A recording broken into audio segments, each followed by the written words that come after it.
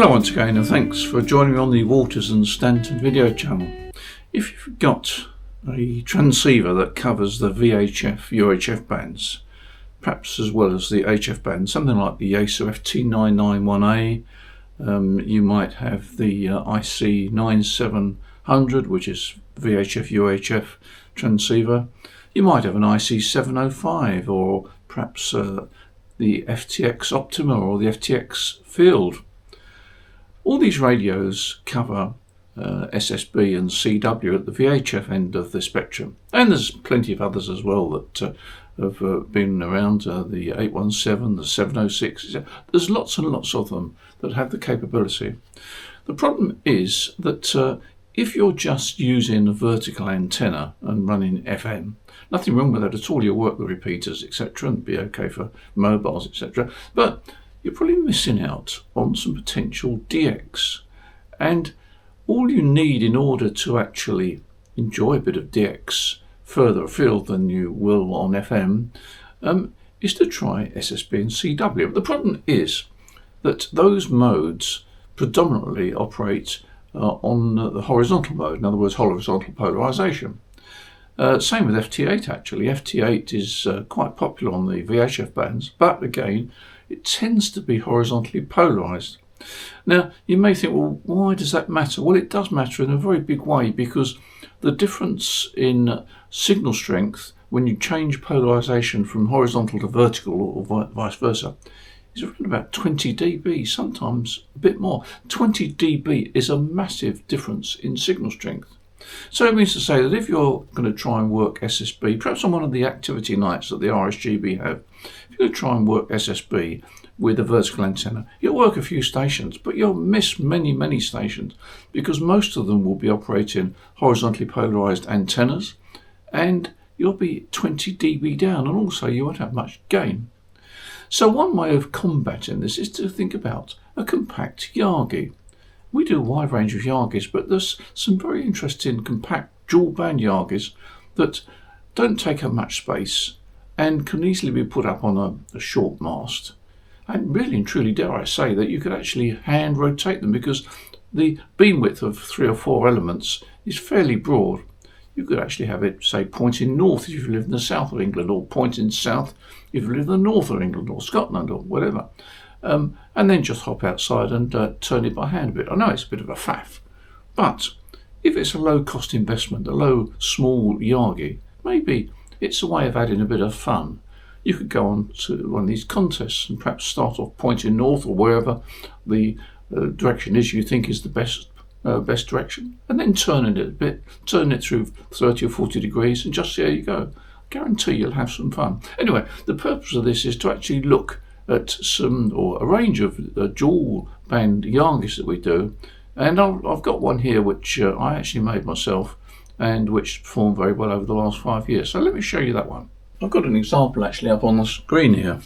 These antennas are made by a firm called Antenna Amplifiers, which is first of all, it sounds like an amplifier, electronic amplifier you put up in the loft, doesn't it? But what they mean to say is really they're antennas that amplify or have gain. That's where the origin of the name came. So anyway, let's not worry too much about the name. Let's have a look at this particular antenna that I built, and I'll run through it very briefly, the build, and you'll see, I think, what the quality is like and how easy it is to put together.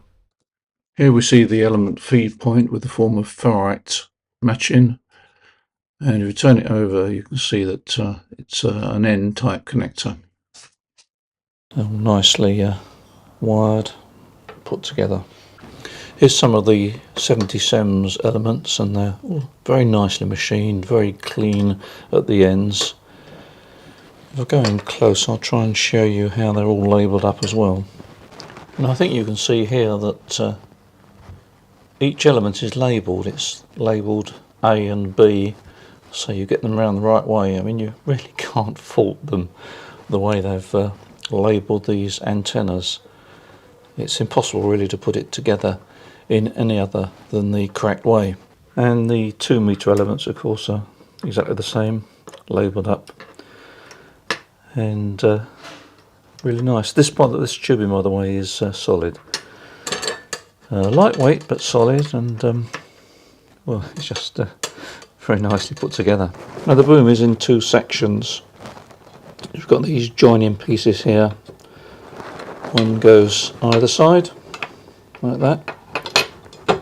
And they also provide these nuts and bolts already assembled. In actual fact, these nuts have got nylon locking pieces in them, so they're not going to come apart anytime soon. Let's take a look at how the boom is mounted to the mast. You've got these two holes here. You've got this part of the bracket which sits there. You've got these two nuts and bolts with the nuts again with nylon loading inserts, and then you've got this which sits on top. Perhaps if I turn this around you'll get the idea better. It goes like that. The mast is gripped there, and that clamps on to the other side of the mast, and these bolts go through like that. Nicely made. I'm not sure what this is actually. It's coated with something, but anyway, it looks the business, and I don't think it's going to be a problem. So that's how the boom is mounted onto your mast. The elements are attached to the boom using this screw here, and there's various holes along there. Now if you look carefully you'll see all these holes are marked, and if we're going close you can see this hole here which is labelled 10AB, and that happens to coincide with a 70 SEMS element which is labelled 10AB.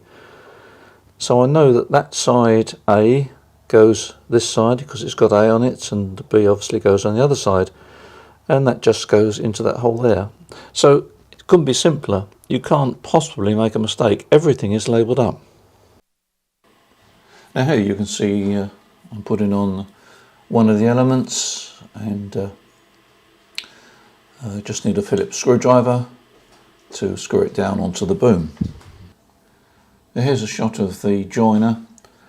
That joiner is very good, very firm. There's no sag at all, so I've every confidence that well, you can see a close-up. It's nicely engineered, very close fitting. As I say, no sag. And here you can see the end socket mounted on the boom, and that end socket sits in a plastic housing, so it's completely weatherproof.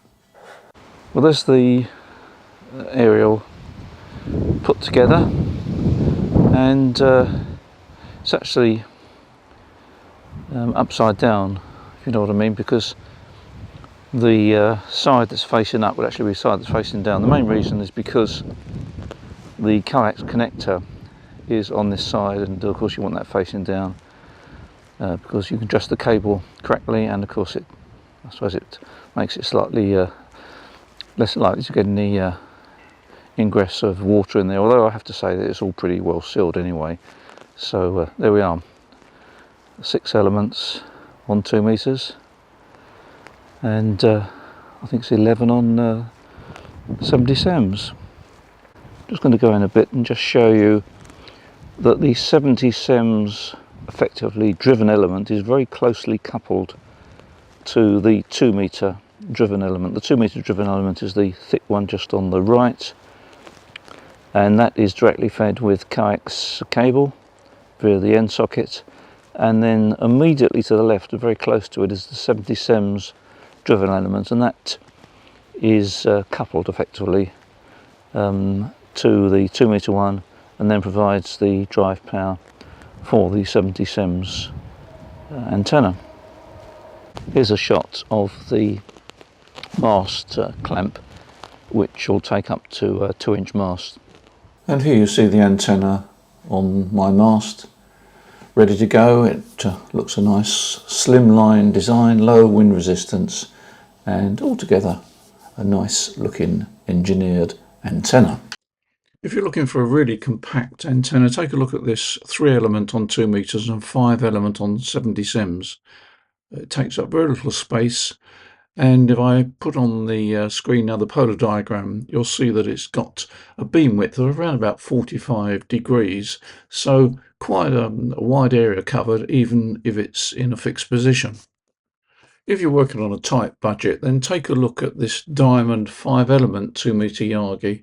It's very compact and it's not over expensive. And both of these antennas, of course, lend themselves to hand rotation. SM6VTZ, George 3, Oscar, Japan, Victoria, Golf 3, Oscar, Juliet, Victor, calling and by. Okay. That's what's lots of calls. Pile up. Golf 3, Oscar, Juliet, Victor.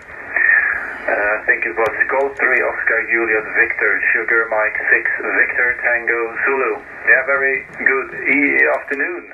Well, that's what you can do with a small antenna when there's a band opening on 2 meters. It doesn't happen every day, but anyway, gives you some idea, perhaps some encouragement to get yourself equipped with something for those bands.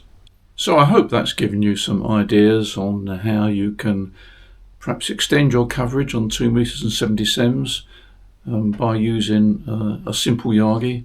Don't forget you'll gain at least 20 dB by being horizontally polarized, and both these antennas I've described could be handheld or can be supported on a short mast that you can hand rotate. So hopefully that gives you an idea what you can do with the IC705, the FTX1 field, the FTX-Optima, the FT991A, the ICOM 9700, etc. and some of the other multi-mode radios that cover 2 meters and 70 sems.